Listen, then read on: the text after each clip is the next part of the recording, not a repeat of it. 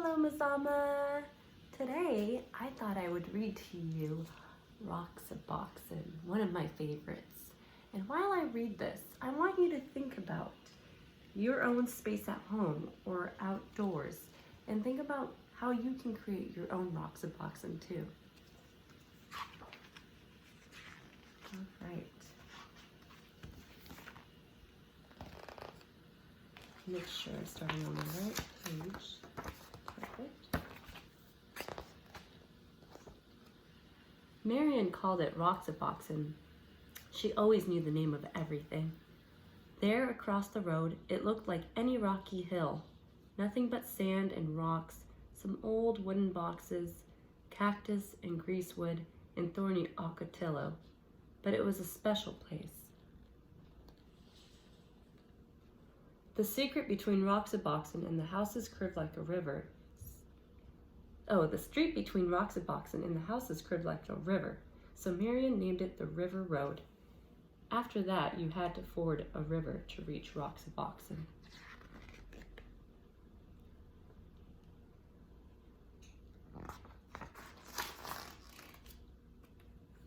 Of course, all of Marion's sisters came. Anna, May, and Frances, and little Jean.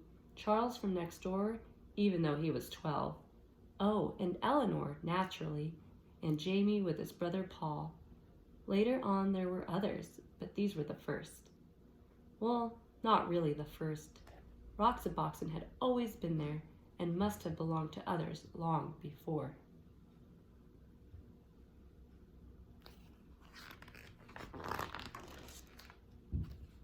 When Marion dug up a tin box filled with round black pebbles, everyone knew what it was. It was a buried treasure. Those pebbles were the money of Roxaboxen. You could still find others like them if you looked hard enough. So some days became treasure hunting days, with everybody trying to find that special kind. And then on other days, you might just find one without even looking.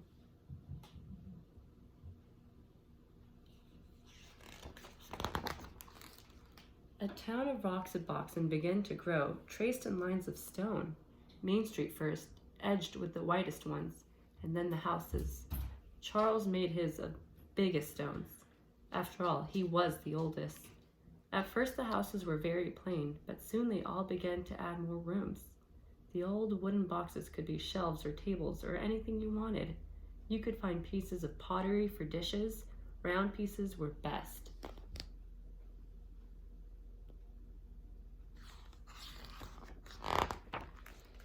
Later on, there was a town hall.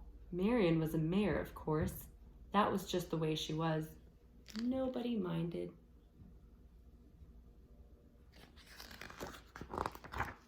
After a while, they added other streets. Frances moved to one of them and built herself a new house outlined in desert glass. Bits of amber, amethyst, and sea green, a house of jewels. Here it says, welcome.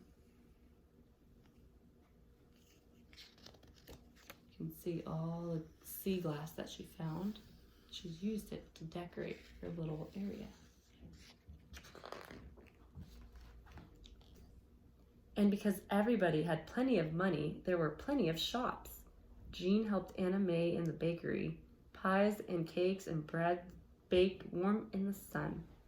There were 2 ice cream parlors. Was Paul's ice cream the best or Eleanor's? Everybody kept trying them both. In Roxaboxen, you can eat all the ice cream you want.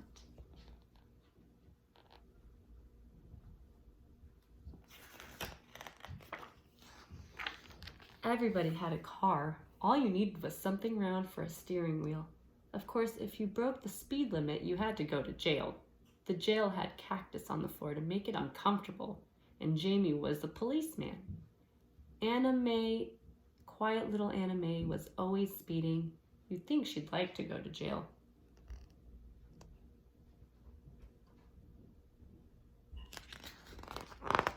But if you had a horse, you could go as fast as the wind. There were no speed limits for horses, and you didn't have to stay on the roads. All you needed for a horse was a stick and some kind of bridle, and you could gallop anywhere.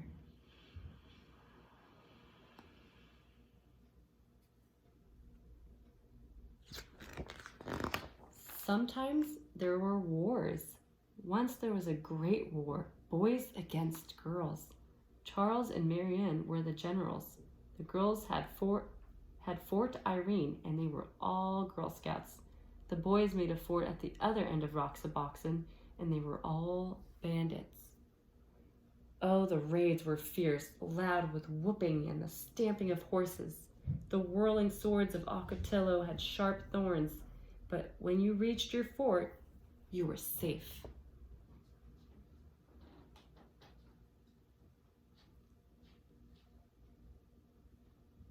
See, these are the girls getting back to their fort just in time.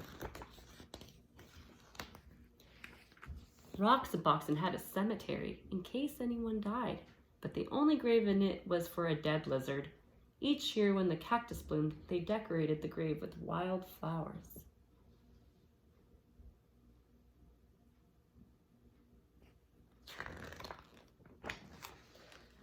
Sometimes in the winter, when everybody was at school and the weather was bad, no one went to Roxaboxen at all, not for weeks and weeks.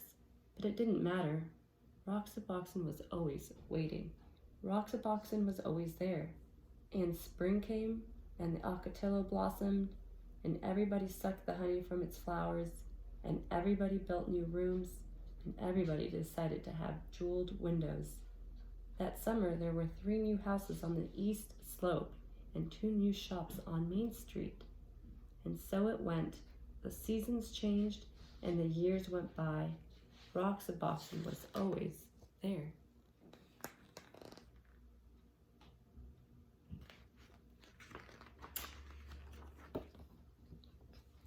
The years went by and the seasons changed until at last the friends had all grown tall, and one by one they moved away to other houses, to other towns.